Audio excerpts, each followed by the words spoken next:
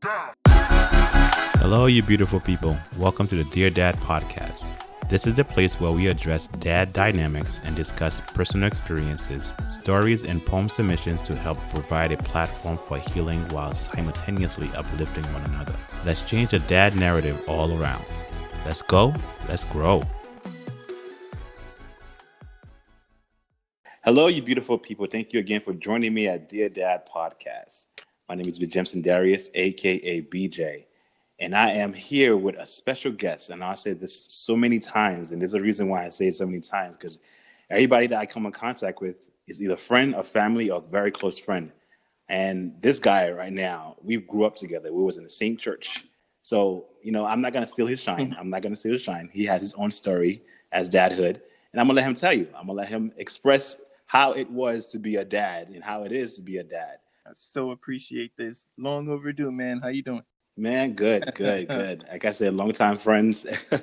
We grew up in the same church, man. We went through so much. I know I can honestly say that we went through so much. We grew up a lot. So who is Daniel Marcellus? I mean, that's a good question. And I guess the best way to answer that is to kind of say Daniel is definitely not the same Daniel that you grew up with. You know what I mean? We've had our times, and I think I've matured through experiences through the years. Right. I've matured, just kind of just growing into myself, just growing into the man that I am, for the most part. So who am I right now? Daniel is a guy who's very committed to his family. Committed to doing things the right way, committed to his wife, committed to his kids. And, I try to I'm kind of in the space right now in my life where, I just try to just give as much as I can, to my family so that they can be prepared for when, they do their things and Right. when my kids grow up and things like that. And so, from the Daniel that's coming out, kind of real wild, in that sense of the word, just, going crazy, doing whatever we want to do, kind of growing up. For the most Right. part, definitely matured a lot since then. Had a lot of humbling experiences along the way. So, that's who I am right now, man. Just somebody who's ultra committed, looking at life, taking it, a day at a time, but really trying to, I'm in the sense right now where I try to focus and make sure that I have things set up for my family for the future, so that's in the space that I'm in right now. Right. Things together, but hardworking, kind of God-fearing man still. So that's the space that I'm in right now, B. Oh man, that's beautiful. That was beautiful. I love it, man. Man, look, like I said, I know I'm gonna say a couple of times we grew up together, man. Yep. We grew up together as kids. We went through our rebellious phase. We went through our crazy phase, and then we had to grow up. When adulthood hits you, it hits you hard at times. And again, even with your dad, I know your dad personally. I literally would go to your house. We would have dinner. We would have parties. We would have get together. We had prayer night. Like I literally, when I say I know Daniel, I know Daniel. I know Daniel. But again, I only know what I have experienced with you. Like our childhood and stuff like that, the surface. But there's always something more deeper. I don't know the full degree of your dad. I don't know the full degree of your dadhood. My dad, I mean, you see, this is the beauty of it, right? My dad is kind of like, he's a staple. He's a he's a cornerstone for the church. Definitely one of the founding fathers of Marija. And this is the cool thing about it, right? It's like what you grew up to see my dad is kind of like what I grew up to see with my dad, right? He was never any different than he was with his own kids than when with everybody else. So it's interesting. I mean, you've come to the house, you've kind of chilled with us, you've dealt with my dad on numerous occasions on any different things. Those limited times that you did, just imagine him. I have him full time for those amount of times, right? My dad was an awesome person. Kind of growing up with my dad, listen, he was strict as all hell, right? And when you're young, you always look at that and you're saying, hey, my parents has got to be the worst parents ever. And it's not until you become a parent yourself, you start to kind of realize, oh, you know what? I kind of see the method to his madness. You start to see why certain things were happening. or why he chose certain decisions in that part of your life, just to kind of make you a better person, obviously, to set you on the right path. So my dad was everything to me. I think that, my brothers and sisters, everybody has their own little experience that they have with their dad, their own little personal experience that they have. But for me, being the youngest, the baby, I think that my dad had a lot of practice with my sisters and my brothers. So by the time he got to me, Right. it was just like, everything lined up. And it was just like, yeah, you know what? Daniel, I figured out how to do a lot of things. I got these kids, I figured it out. So by the time he got to me, he already kind of had that, really tried to just keep me into church. Always kept me around my friends, my family. Right. And he the music for him was a big thing. So always kind of instilling some kind of structure, although at the time I didn't understand it, but instilling structure into my life so I could have something to focus on to keep you away from all of those, worldly evils or external distractions that, can easily get you off of the right path in life. So, he kind of associated it that way. And with the strict Haitian culture mindset, you know what I mean? It's just like, yo, listen, you're going to school, you're going to do music, you're going to church, and that's it, right? So he was always really, really strict on that. But my dad's everything. My dad was everything to me. And that's one thing that I do appreciate with him, is that, he never treated me differently than he would treat my friend, and that's why I say, like, with you growing up, it'd be fine. Listen, I do something wrong, my dad would be the first one to beat my butt. But guess what? He's going to beat your butt too. He's going to beat your sister's butt. He's going to be. That's true. He's like, listen, I'm not. He doesn't discriminate against anybody. So I might have gotten hit first, but everybody was going to get hit after me, and disciplined the same way. So that's what I like about my dad. He's always cool, and he still remains cool, till this day. Yeah, man. I mean, again, I know your dad just as a cool, poised, just relaxed guy. Like I don't think I've ever seen him lose his cool. It's just so like chill. He's so chill. Like I've never seen him lose his cool. He has this demeanor that just like you gravitate to. I love being around your dad. He's so calm, it's collected. It's like everything about him is so cool. Like I honestly genuinely love being around him. He's so positive whenever he talks. Actually, there's this one experience that I had with your dad. Yeah.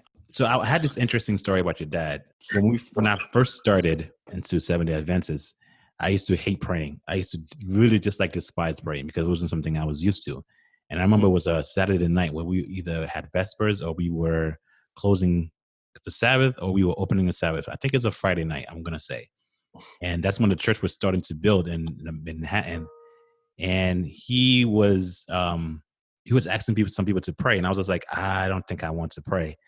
And he came to me after everybody prayed. He was just like, don't you ever deny a prayer. Don't ever say no to when somebody asks you to pray for them, because you never know who you're going to bless. You never know who you're going to impact.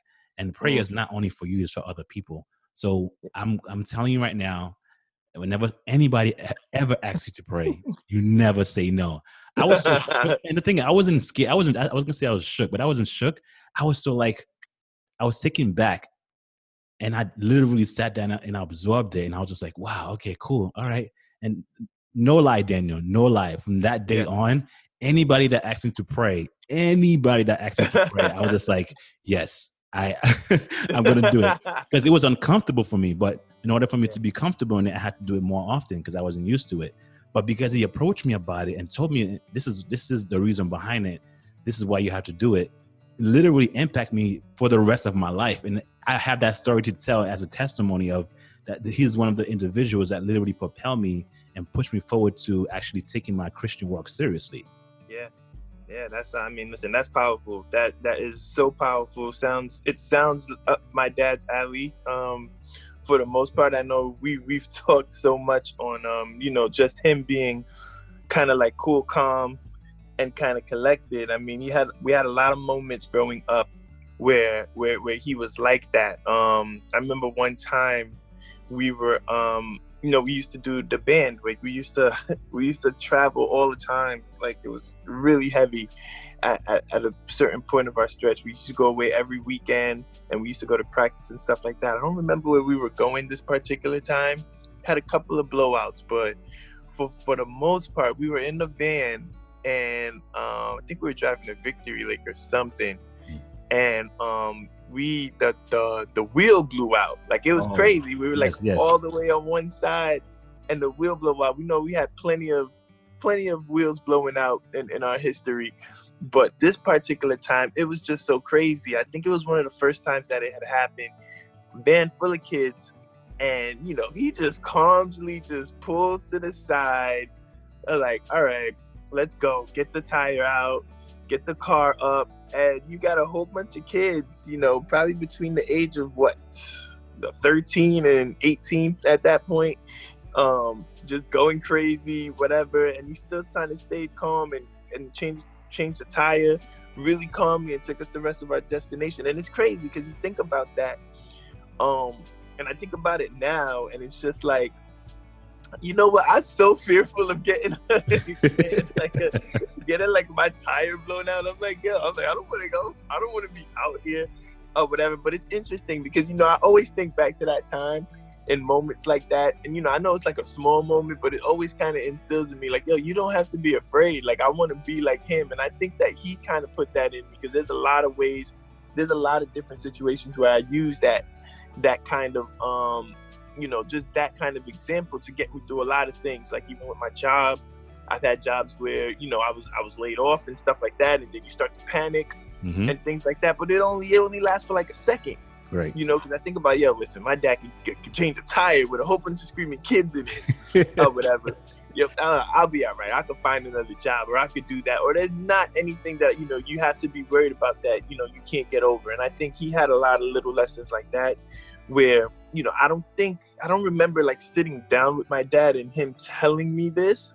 Like, he would never tell me this, but I could see it through his actions and things that he did all the time. And me being mature and the person that I am now, looking back, it's like, wow, he showed me that. Like, that's what he was trying to do. And it's never a conversation where I sit down. Most of the time, my dad was just telling me, hey, you do this, you do that. That's the type of relationship we had.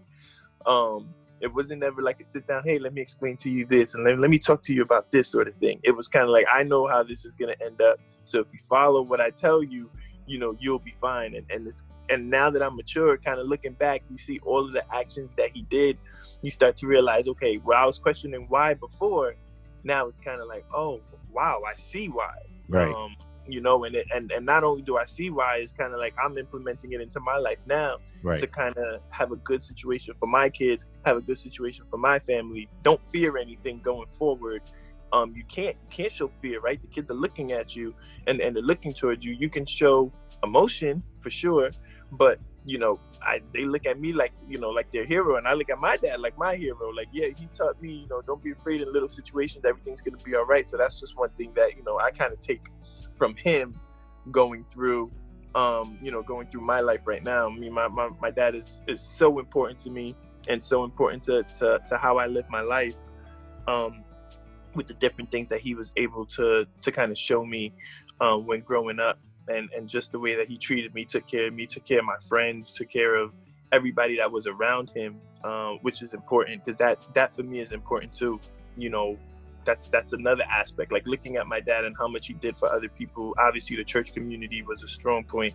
It helps me have a sense of community for me, and be able to not only do things for myself and my family, but also, everybody who may need help, people outside, outside of my family who may not be as lucky, right? Their kid may not be, as fortunate as I have been, and just to show that helping hand. And that's one thing again that my dad has kind of taught me in instilling in my kids. It's not just about you. It's kind of just got to think about everybody, especially the less fortunate, and kind of build together and support and kind of move on, especially in this day and age, right? Mm-hmm. Yeah. So yeah. I mean, again, I know I'm talking, this is all about you. I know this is about you, but your dad, honestly, I can go on and on. Like he has such a big impact on everybody he touches. He has that way of doing things. He has the way of impacting. I know I said it before. He has a way of pulling you towards him, and his demeanor and his character, and he's so, like, again, he's mad chill. He's mad chill, and I really admire that about him. I really take that in, and I take those characters and I take those personality traits and I incorporate it in myself, and I think back and I say, who in my life impact me in certain ways? And he's definitely one of those individuals that definitely like put a stamp on making a difference in my life. And all his characteristics and the way he's carry himself, and I can always reflect to that. And even you yourself said, just your father is a person that just likes to help others. He put others before himself, and he does a lot of these things. He does that just like as a norm. For if you're looking back now, or even looking present right now, do you see any characteristic in you that you find in your dad? And also, do you find it in your kids? I think that I guess the one thing, and just going back to it, like we go back to the band and stuff like that. One thing that my dad always instilled in me was just the hard work part of it, right? That hard work ethic is something that he always made sure that I had and that I held to heart. Now, I know, like, a lot of Haitians coming from Haiti, everybody kind of worked hard. That was the one thing that they had. Everybody came here, found work, worked hard. You try to instill that in your kids. I think my dad really, that was a priority number one, at least that I felt kind of growing up for him.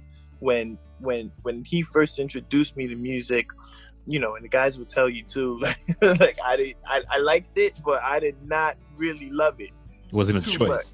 It wasn't a choice at that point. I mean, there was a point in my life. I mean, when I was younger, when I first started, doing the band, it was just like, all right, I don't want to learn. It's hard. It's hard to learn an instrument, and there was many times where it's just like, I don't want to do this. I don't want to play this. I'm not good at it, and I want to quit. Or I want to do something else. And he would never, ever let me do anything else. It was like, no, you're going to do the trumpet. You're going to work on this. You don't like it. I don't care. You're playing a special song on Saturday. And that's what's going to happen. And it was almost a forced kind of learning experience to me, right? And for me. And for my friends too. The difference is between me and them was, we used to have band practice every Thursday, and they would only have to practice on Thursdays, right? But I'd have to go home and practice every other day of the week because I lived with the guy.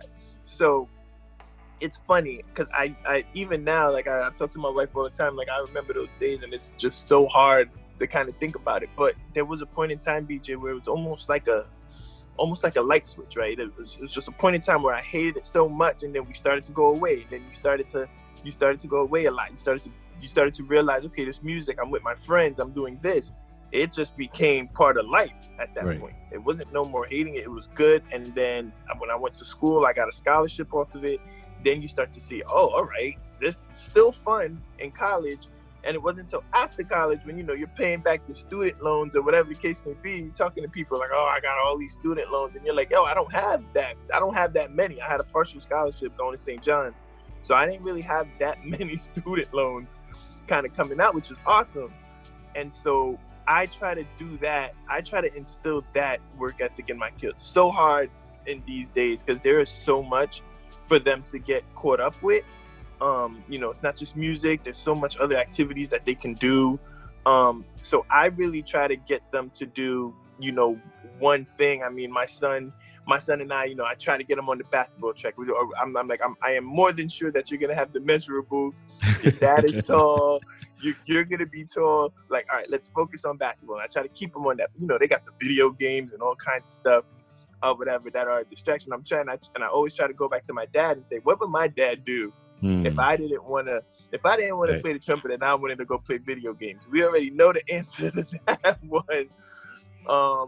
So, I try to just, and I do a lot more explaining with my son, which is something that my dad never gave me the courtesy to do. He didn't sit down and have to explain it. It was just do this. But I try to explain to my son, like, hey, listen, this is what it's going to get you, right? Learning from all of the stuff my dad taught me.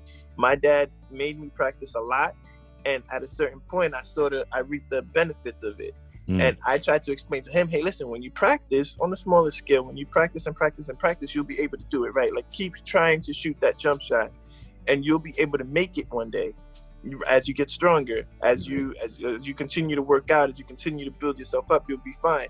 Keep working towards sounding out your letters and reading your sight words. You'll be able to finish this book in 2 weeks because you'll know all the words and you'll be able to go through it. Like small things like that. So that's what I kind of do it with my son, with my daughter, teaching them in little small portions, just to help them understand the work ethic, right? The hard work that goes into anything, and then the result that you get at the end.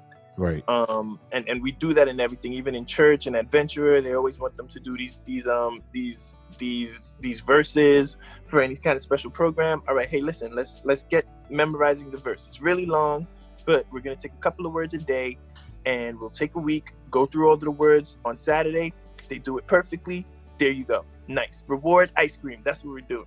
So kind of just showing them, hey, listen, your work, the work ethic and the time that you put into something, especially if you want it, is going to be paramount, because at the end of the day, that's what you need to do. And I think for Black kids, it's even more important for you to do it, right? Because this world isn't going to do them any favors, when they get older. So unfortunately, they're put in a position where you got to do better than everybody else. You got to do better than that kid next to you. So if I have them grow out without that work ethic, meaning, they're going to think that everything's handed to them on a silver platter, you've got a problem. You've got a problem with them. And I don't want them to be caught by surprise in that respect. So I always try to, give it to them. They're my kids. I love them to death, but you always try to give it to them. Listen, I want you to take the hard way to everything. That's the kind of way where I kind of grew up. I want you to do the hard work and stuff like that, and take the hard road to everything, so you can see what it's like and you can come out a little bit stronger. In the background, I'm doing everything, right? I'm making sure that they're set up for their future to try to make it as easy as possible to when they get to that point. But, for me personally, I just think it's important to have them do things in terms of, just understanding the foundation of it and knowing how to do things, the long way, the hard way, so they can appreciate the goal at the end. And then, as they get older, hopefully they hit a couple of good points, and they'll be able to kind of take it from themselves. And that's one thing that I think my dad did show me. He never gave me any shortcuts in anything. It happens a long way, and you get the reward, or the harder the path, the sweeter the reward, right? So it's been great, and I appreciate him for that, because I definitely see that now. I'm in the corporate world. They don't do favors there. So, but nothing comes to me as a surprise. It's just like, all right, yeah, I got to work hard to get this. And that's what it is. I do what I have to do, and I don't take anything from anybody. And it's been instilled in me from a very young age, not to expect anything to be handed to me. You got to earn everything you get. And everybody knows, everybody who's my friend knows me. All right, yeah, I work hard, but I play hard too. You know what I mean? And I think that that's something that I instill for my kids. My dad's taught me that too. Hey, listen, you're gonna work hard, you got to play hard too, so you can have a sense of that feeling. So when my kids do something good, I make sure I reward them very handsomely for it if they put in the work for it. So yeah, my dad's super important, and a lot of the things that he has taught me kind of growing up, I've always tried to kind of hand down to them, and teach them that way too. You just want your kids to be better than you at the end of the day. So that's what I kind of strive for. Yeah, it's super cool, man. It's super cool. So many things that you have learned. You don't realize how much you've gained from your father, from your dad, until you get older, until you become a father yourself. You don't see these things at all. When was the last time that you told your dad that you love him? I told my dad that I love him. It's a good one. That is a good one. I'd say probably like 2 weeks ago. I told him I love him. It was just, one of my regular visits home, kind of just talking to them, with the whole Corona thing. I haven't seen them so much, this pandemic going on, just, for their safety and minds, for the most part, just trying to keep quarantined, and, just regular talking, catching up. And, I always like to end off my conversations with my dad saying that I love him, saying, just really showing him how much he appreciates him. He's on the older side now. So, I think that he appreciates that as well. Coming from his kids. And it was never a strange thing for me to tell him that I love my dad dearly. I mean, and I always try to let him know, especially during these times, because he's just probably he's not seeing the same amount of people that he does because they're not going to church as much. He's very inside. This is a very tough time for him, for the most part. So I always try to like keep connected and really show him and tell him that I love you. I do that with my kids as well. I try to tell my kids that I love them as much as possible, 10, 15 times a day, for the most part, and I do it intentionally, right? Because this world is crazy, and nobody's gonna do them any favors, and they're gonna be quick to judge them and put them down. And I know that other people are going to do that to them. So I definitely don't want them to think that coming from their own household, right, where their safe zone, I don't want them to get an ounce of that from me. So I definitely don't want to give them any kind of negative vibes or anything like that. So it's always very positive, very I love you, very this, very that. Even when I'm teaching tough lessons, it's always like, I'm doing this because I love you. That's why. And I think it's very important for people to do that and take that stand, especially for our kids. They're going to face a lot of stuff out there in this world. So I try to tell my dad I love you all the time, or as much as I can. He does the same, and I try to do that for my kids too. And hopefully that becomes a thing for them, where they do it for me when they get older, and they'll do it for their kids as well. Nice. Absolutely. As you can tell, I can't really avoid the kid in the background. I can't. It's all part of it. I know. I don't worry. I'm not worried about it. But that's part of being a dad. That's part of being a father. I mean, I can't change it. I can't like mute him. No. And that's the beauty of it, right? You can't mute your kids. That's a good thing. So you know what? Even when he was growing up, I had this tendency where when we were driving, I would turn off the radio, or I would turn off the music, so simply because I just want to listen to him just jibber jabber, or just talk to himself or sing to himself. But those are the little essence that I like about being a dad. Just a smidget of it. So before we go to dadhood, if you had the chance, if your dad was sitting in front of you right now, right in front of you, if you want to tell him anything, what would it be? I don't know. I mean, I think, listen, I only say I don't know because I talk to my dad often enough where we don't really have too much. But, if he was sitting right next to me, I would emphasize that I do love him. That's my guy. I'd probably be talking about how much I appreciate him and everything that he's done for me. For the most part, I always try to kind of remind him, especially in these times, that he is kind of that one rock for me that really sets standards for me for the rest of my life and for my kids. I'd remind him that I am where I am because of him, and all of the lessons that he's low-key taught me, for the most part, because I don't know where I'd be without the things that he's been able to kind of instill in me from a very young age. And I'd probably have those conversations, while we talk about sports and things like that, and while he's telling me some stuff about church and da. So he's always kind of going in that direction as well. But it's all love. Yeah. I think that would probably be the extent of our conversation. Absolutely. Awesome. Change the dynamic a little bit. Yeah. Now let's get a little bit even more personal. So tell me about dadhood. Dadhood, man. It's just such a different experience. I think it comes with just having the responsibility of somebody else, under your wing and under your arms.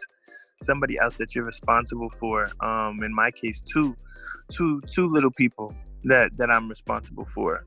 So you can look at it as kind of like a lot of pressure. Am I doing it right? Am I doing this? There's so many ways you can look at it, and there's so many times where I do kind of question myself on whether I'm doing it right or whether I'm doing a good job or whether I could be better. So that just comes with the territory. But from a positive angle, it's no better feeling, man. It's a great blessing just to be around those kids, knowing that you created them for the most part, right? Yeah.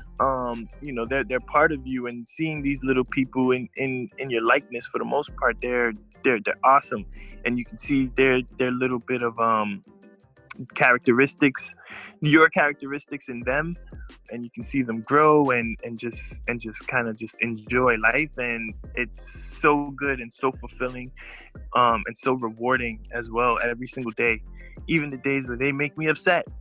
It's so rewarding to kind of be in this dadhood figure, and it's been interesting, especially with this pandemic over the last 3 months.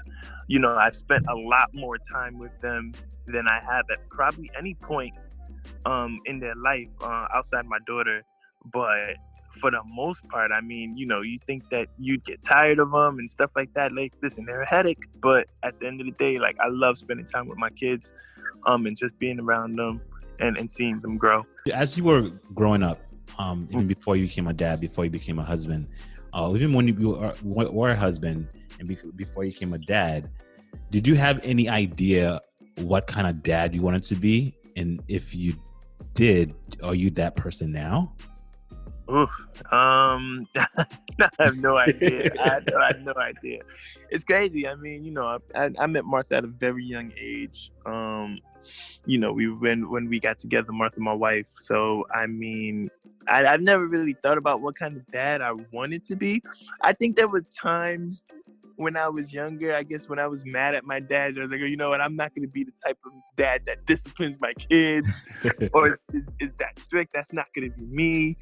I'm going to let my kids do whatever they want, whatever the case may be. I think, you'd want to go in. I kind of had, growing up, kind of like the intention of just being the most coolest dad ever in the world, right? It's just like, I want to be the coolest dad. I think I had those intentions coming in.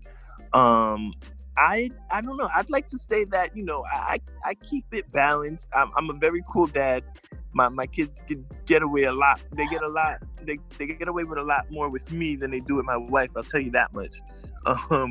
So I'm very cool in that respect. And but if there's one thing that I'd say is, like, I do try to keep I hate to harp on the point, but the work ethic and just the strictness and being able to commit to something and follow it through, like the way that my dad kind of instilled for me. Like, it's crazy because there was a point in my life where I hated that the most until I kind of matured and started to figure it out.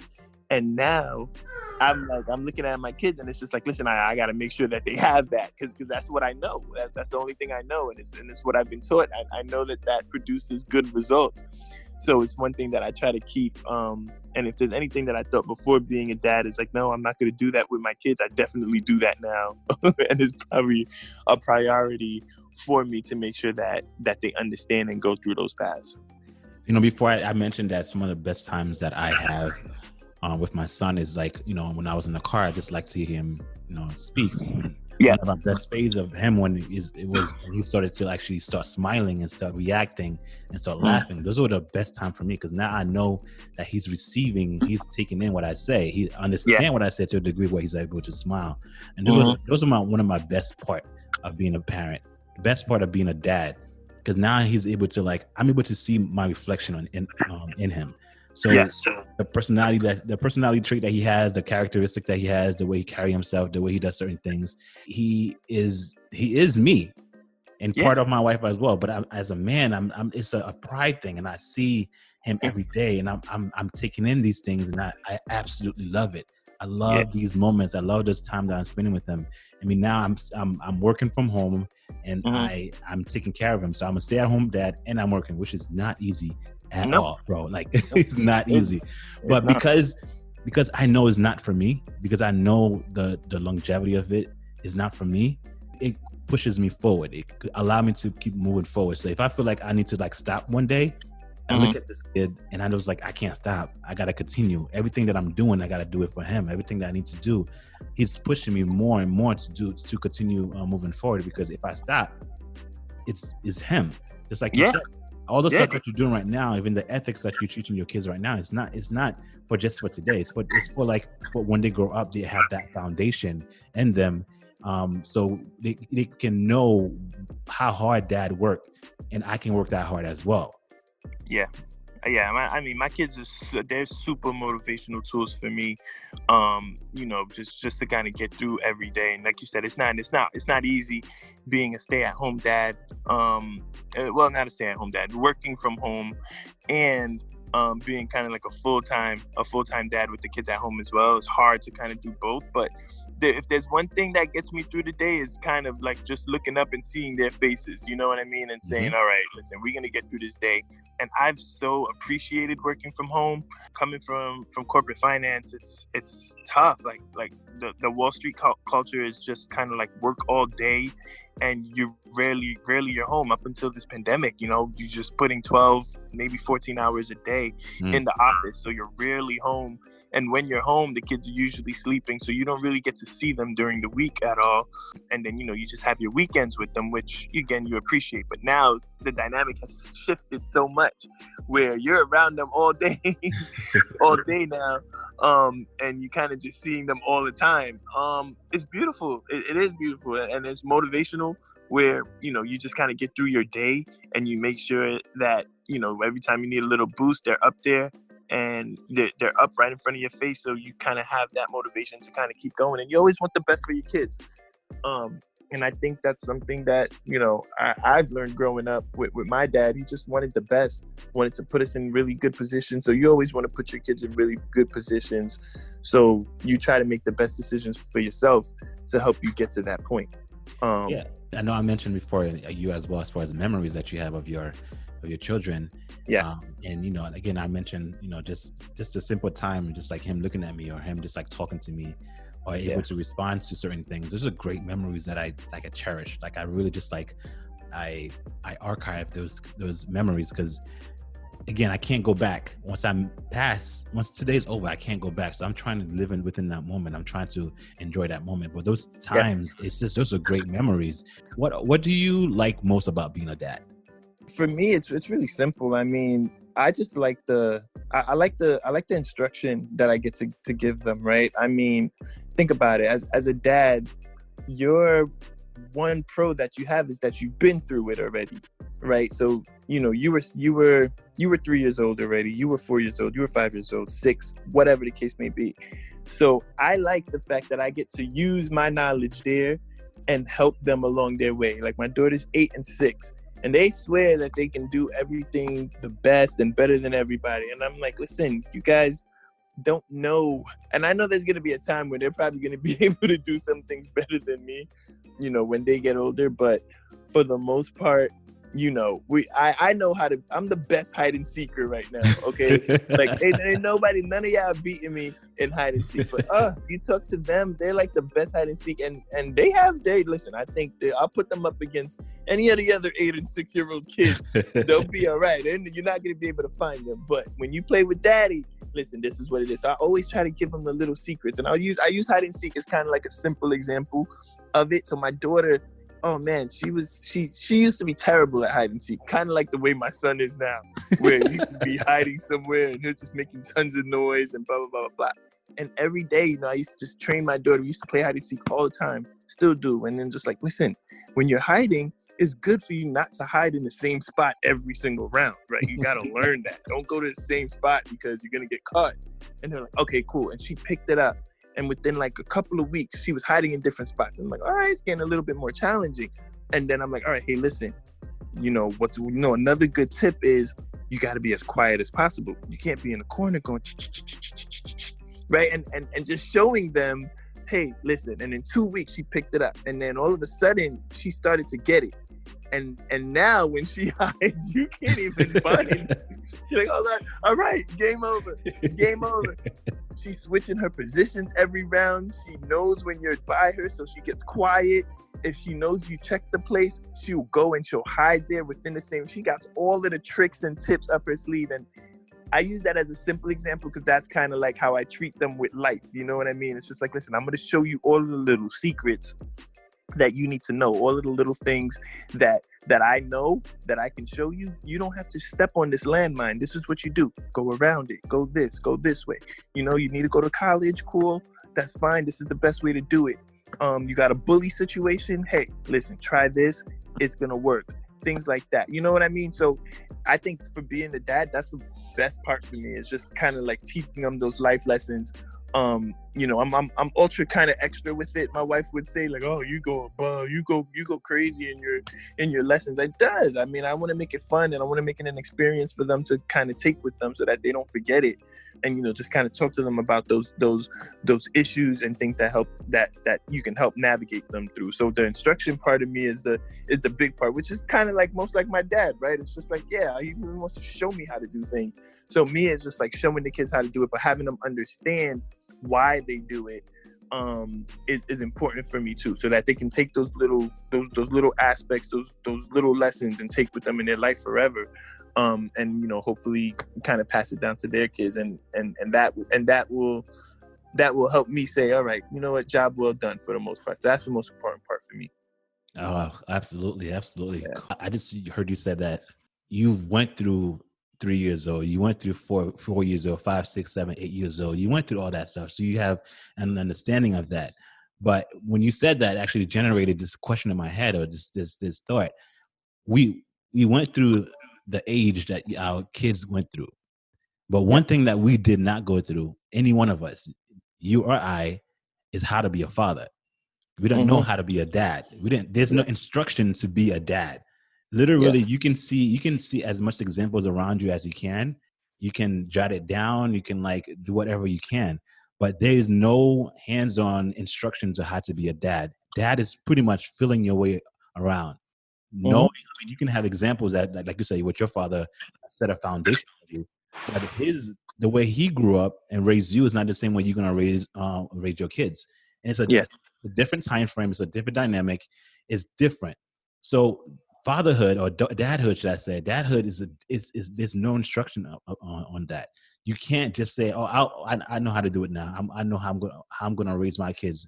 I know how I'm going to better my life." No, you have to take it day by day. You have to slow down and take in those moments, because there's absolutely no instruction for those things. They have therapy for like for marriage couples. This is a section for it where you can go for a couples therapy before you actually get married, but there's nothing for becoming a dad. You know what I'm saying?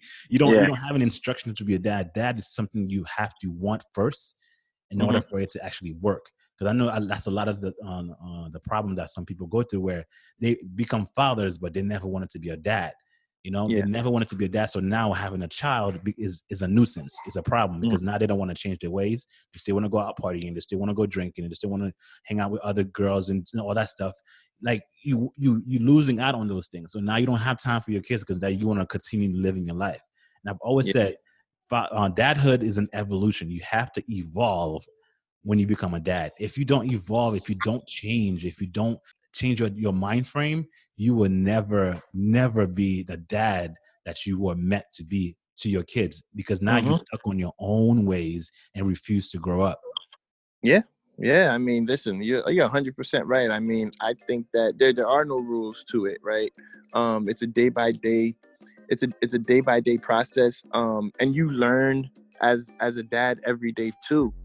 Not from everybody, not from any person, but you learn from your experiences. You know, like maybe last week I did something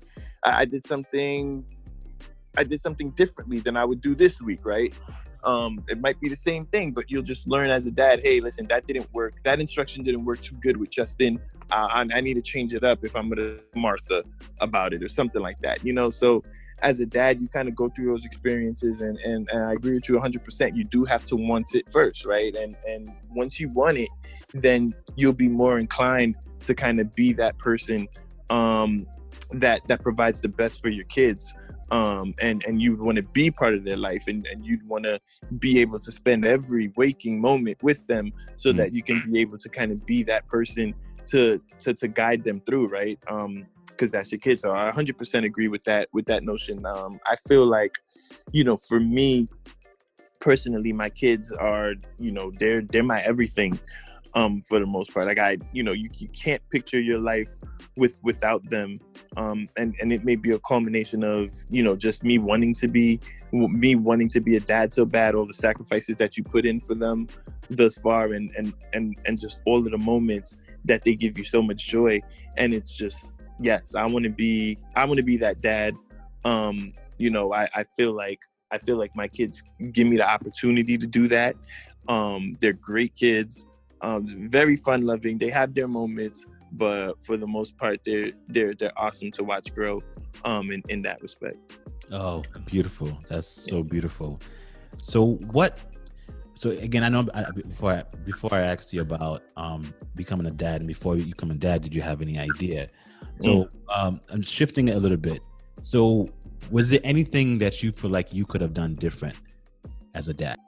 I don't know. I mean, I'd say, like, when becoming a dad, the one thing that you always, I guess, think about is, were you prepared for it? Emotionally, financially, whatever the case may be. So I always kind of look back at it. One thing that I did learn is that there's no real preparedness for it. When you become a dad, I think that you still have the notion on, you should want to be one, or whatever the case may be, but you're never 100% kind of like, oh yeah, I'm ready to be a dad and I'm ready to jump in, because like you said, there's no manual or instructions for it. So I would say, I've always just been kind of like the type of person that always questioned that, whether I had everything set up for my kids. I want it, but you don't want to face any challenges, for the most part. And then once I became a dad, and you realize, hey, listen, there's no way I could have prepared for this. In any sense of the word, it's kind of like, no, there's nothing that I could have done different, or that I'd want to do different, because I don't think there's one simple action or one simple measure that I could have done that would make me more prepared than what I was when I first became a dad. There was nothing. I mean, just give me more prayer, give me more stuff, give me more support. I guess that's fine, but I don't think that more money would have helped my situation, or more anything. I think, once you want to be a dad and you decide, hey, listen, I'm going into this territory, and you become one, it's so much. It's so much on your shoulders, and so much stuff, and there's so much emotion and so much feelings going into that. I don't think there's anything that you can, that, at least for me personally, there was nothing that I could have done any extra that would have made me feel any different in my situation. That's amazing. That's great. That's really, really great. So now let's going back to the next question. So now I'm just gonna ask you to just actually just open your mind right now. I know we have a lot of memories that we have of our children, and from birth to graduations and all that stuff. There's a lot of especially your kids are a little bit older than mine. Yeah, so you have a little bit more rich memories of your kids. If you could jot it down into 3, what would be 3 great memories of you being a dad? Oh, 3 great memories. Interesting. All right, so I don't know about 3, but I definitely know that there's one. There's one in there. So my daughter, she was born 25 weeks. So she came really, really early. My first kid, I was going to be, it was a very interesting kind of time for us, when me and my wife were like, listen, we want to have a kid. We had our kid. We were thinking we were going to go through our whole pregnancy, just kind of preparing. And it's just like right when you start to prepare for this thing, you get a call, and life hits you really fast, right? So 25 weeker, a little bit more than a pound, so kind of maybe the size of your cell phone that you might be holding in your hands right now. So that's what she came out as. Obviously, multiple medical issues, a very tough situation there. So that's a huge memory for me, number one, and when she was born. But then in the same line of things, she had a lot of milestones, and she just was a fighter all the way through her pregnancy. So all of those memories, literally every single milestone she hit, from the first time she could walk, to the first time she actually got out of the hospital after like 18 months or whatever, and went to a rehab place where she did her rehabilitation on getting her legs right, eating, things like that. So my daughter holds a lot of the memories. Kind of unfair for my son, but she holds a lot of the big things because of the condition she was born in. And God has blessed us throughout all her years of her life right now, where she's fine. She's went through heart surgeries and a whole bunch of different things that she'd had to kind of fix up in her plate. So we have a lot of memories with Danny, just in that respect, just because she was so young and she had to go through so much to get to the point where she's at. So I would put her at least top two on memories that are there. She definitely has tons of milestones that I could choose from. So it's like, I'd put at least top two there, from the time she started walking to the time she started eating, because these are all big things for a baby, and she did it much later than your normal baby would do it. And there was a time where we didn't even think that she would be doing it at all, right? Like, that was just the reality. It was like, your kid may not eat or walk or talk or hear or see or do any of this stuff again. Like, that's just what you're gonna have. So big milestones there. Justin, what big memory do I have for Justin? You can leave that last one for him if that's the case. No particular order. All right. I don't want him to hear this later on. Whatever. I hold no promises. My dad put me on number 3 now. Listen, I love my son. I think my son is literally, he probably has the most characteristics towards me, for me. So like, almost everything he does is almost like a splitting image of what I have. And I don't remember too many things when, like lower than, 3 years old, maybe 4 years old. So it was real interesting kind of seeing him, go through all of these things, going through, pre-K, going through nursery school, doing all of this stuff. And he's so bright.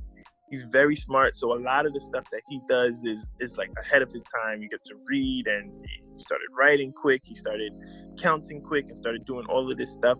And physically, he's so fast, and he has a lot of different things. And he's an outgoing kid, which fits my personality right away. So, he's very confident. He does things that are so out there, and he's not afraid of anything. And I talk to my mom a lot too. She's like, yeah, he reminds me a lot of you. He has a lot of you in him. So some of the memories that I have with Justin are just kind of like just going out there and just watching him. First time he rode his bike, that was a big thing for me. He picked it up in like half a day. It was awesome. I remember taking a little bit longer to ride my bike, but you know what? He picked it up really quick, which is great. I'm not complaining, because my back was on fire for those 6 hours getting him right. And that sort of thing was so good, and just to see him kind of pick up and wanting to do it and actually doing it. I love to see them put the work in and accomplish stuff. So for him, kind of riding that bike was a big memory. It was a good memory for me, just seeing him kind of ride back and forth and being able to pick it up so quickly.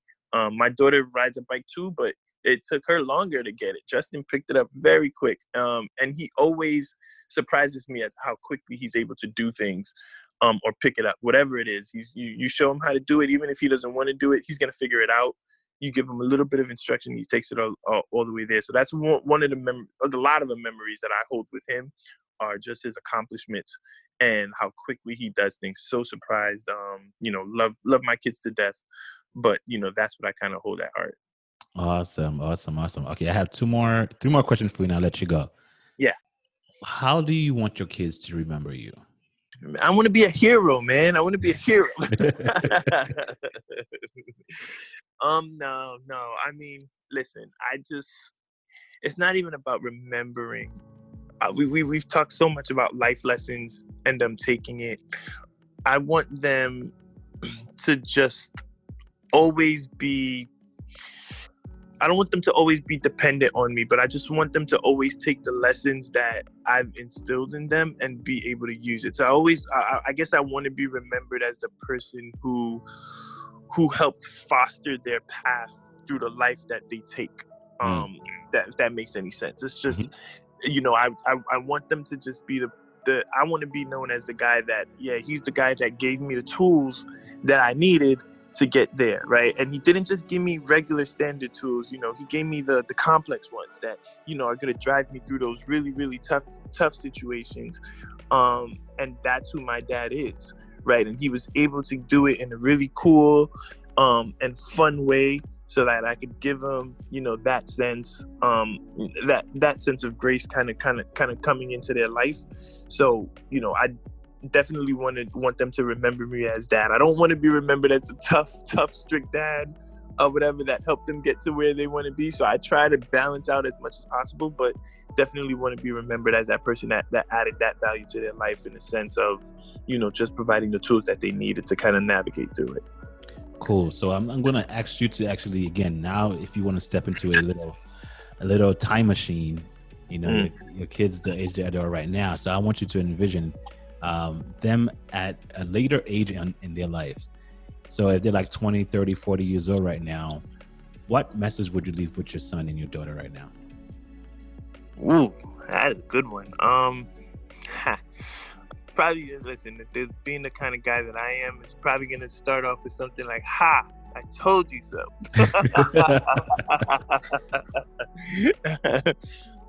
Yeah, I mean, listen, that's funny. That's how I talk to them. It's like, hey, listen, you're 30, 40 years old. Listen, life so far for you should have been easy. If I did my job right, you probably had some challenges, but hopefully you did not have an issue navigating through it, right? And I think that, and I'm confident in the way that I showed you how to do things and the way that you've been able to navigate through your life, that you have set a really good foundation for yourself that will set you up for the rest of your life, right? And I want you to take that information, and I want you to, first and foremost, make sure that you instill it in your day-to-day life. And number two, and probably lastly, to make sure you instill it in your kids, right? And keep that generation going, and keep those same values that I've handed down to you, to them, as well as additionally extending it out to your community. Not only your kids, but, your friends, your community, and just look out for other people, not just your family, and pass on the lessons and the values that I've given you to other people as well. And I think that would be my message for them, because that has helped me so much. I mean, I love my dad, I love my parents, my brothers and sisters and everything. And they have been so supportive, especially my dad, obviously being the rock and the number one priority in our family. But a lot of the lessons I've learned didn't just come from him. Like, I had older sisters that taught me tough lessons too. I had an older brother that taught me tough lessons. So I would tell them, listen, take all the values and all the things that I've taught you, because those are going to be important to you, but don't forget the other lessons that you learn through life every day too, right? Through your friends, through your experiences, and really use those as well. That would probably be my message for them to kind of take forward. Amazing. Okay, cool. All right, so I'm gonna let you go. So so to wrap up, what are some messages that you want to leave with the dads, the fathers, the father figures out there? Listen, it's not easy. We know that, right? It's not an easy road. There's nothing designed for it. no instructions in place. But, I think that you need to, as a father, just always know where your priorities are at, right? And if that's your kids, then you need to just make sure that they're always number one, and everything else will kind of fall into place. If you have their best interests at heart, you don't have to worry about any kind of decisions that you need to make or any kind of tough situations that you may be facing, because you'll always have your priority, and you'll always have their best interest, which is always going to be a win for you at the end of the day. You're a dad, so even if you're making tough decisions, as long as you're doing it with their best interest, you'll always kind of just be on the right path and always be doing what, in my opinion, or my personal belief, is just going to be always be doing what a dad is supposed to be doing. And that can only kind of help everybody in the family at the end of the day. Man, that is beautiful. Thank you so much, D. No doubt, man. This is refreshing. No doubt. This is so refreshing. This is so cool, man. We haven't talked in such a long time. We haven't, And, man. but you know what? When you're that close to someone, like I'm close to you, like, just talking to you, I don't feel like I miss anything. I miss you, but as a friend, I don't feel like I neglected you. I don't feel like I did anything wrong. But when I talk, and I think that we had to grow up. We had to experience dadhood differently, and then get our mind together, and then we can share this thought that we're doing right now. So I am so humble, and I'm so glad that you were able to come to this podcast and share this. It means so much to me, man. This project in itself is so meaningful to me, because the vision that I have for it is so much bigger than what I can even imagine, and it's just growing. And the fact that you're able to tell me your journey as dadhood, man, is phenomenal. And because you were a dad before I was, I learned so much from you. I'm still learning from you. I only have one kid right now, and I would like to have another. We would like to have another, but we're just taking our time. And I love the dad that you are to your kids. I love the way you are affectionate. I love the way you make time for them. I watch you guys on Instagram, and I see videos, I see pictures and stuff. I love the way you guys love. I love the way you are so affectionate and intentional with your kids. It's so amazing, man. It's so cool. It's so wonderful, and I love it. You and your wife are an example to many. I know some of us may not say that, or we may not realize that, but you are an example to a lot of Black couples out there. You're an example to a lot of dads out there, Black dads all around. You are doing it. Parenthood is not easy. Parenthood is not easy at all, man. It's not easy. And as you said, and as I'm wrapping up, it's not easy. Like Daniel said, be intentional, one, and two, there's no instruction with that. There's no instruction with being a dad. There isn't. But you have to willingly want to become a dad. You have to want to be a dad for you to accept that. Once you accept being a dad, everything else comes a little easier, because love will come easy. Love comes natural. But you would have to accept being a dad first. Being a dad is an everyday job. You don't just stop. It's an everyday job, and you're not stopping. I'm not stopping, and we're continuing. I love the example that you are being. I love who you are. I love all that you stand for, man. And again, I'm so happy that you're able to come here and share your experiences of dadhood, your experiences as being a husband to your wife. Thank you for being a friend. Thank you for the laughters that we have. Thank you for the stories that you can share, the memories that we share together. Man, I appreciate everything about you, man. You are amazing. You are great. You are just a phenomenal dad. Appreciate you, bro. I appreciate you, man. And I told you earlier, man, I look to you guys. You guys are an inspiration too. You are fantastic parents. Fantastic parents. Keep doing your thing. You and Jess. I mean, Jess. I grew up with Jess. She's like a sister. So, I mean, you're right. I mean, we don't talk as much, but we don't skip a beat when we get on the phone. I mean, I've had this conversation with many people. It's crazy, because with technology and stuff, you're seeing stuff on Instagram. It's like you're growing up together anyway, right? It's just so close. It's just like, yeah, I know. Yeah, where did PJ go? Oh, he went over there. Cool. He's traveling. He's going all over the place. Da, da, da, da. It's like you don't skip a beat once you talk to the person. So I appreciate y'all so much. Thank you. It's an honor kind of being part of your movement here and what you're trying to do with this Dear Dad podcast. Definitely so humbled to kind of be a part of it. I'm here anytime. If you need me to come again, like, let's just have this conversation again, man. And now I'd love to kind of just be part of it. And we're extremely honored to kind of to kind of be chosen to be part of it.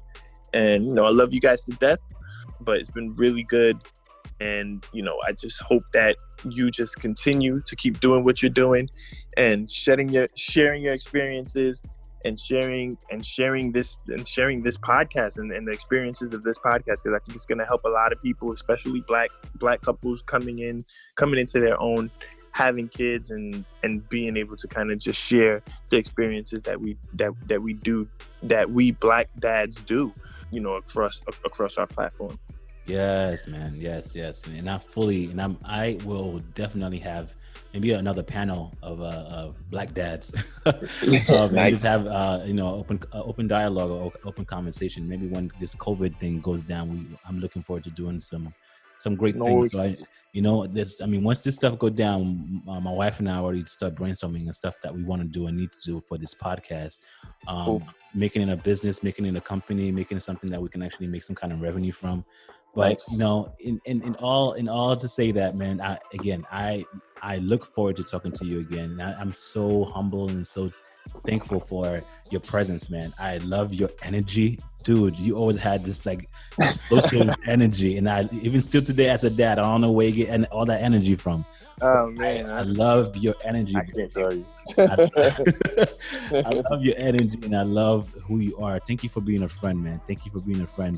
So as we wrap up, guys, I just want to thank you again for joining me at Dear Dad Podcast. This was a conversation needed for me personally, because this is my childhood friend. We grew up, and like I said before, we grew up literally in the same church. We grew up and we went to places, play basketball. We went to all this stuff that he was talking about. That's what we were doing. Friends, my sister, my wife, Jessica, they were all of us were in the same little boat. Okay, so now we become adults, and we are into motherhood and dadhood. It's a phenomenal job, and I love it. And I love it. I love you, and I love your family. Love your wife. I love all of you guys. Thank you so much. So, guys, I'm not gonna hold you guys any longer. I want to thank my guest Daniel Marcellus for coming through. I love you so much, guys. So again, guys, I'm not gonna hold you guys any longer. Thank you, and until next time, I'll catch you in a few. Bye.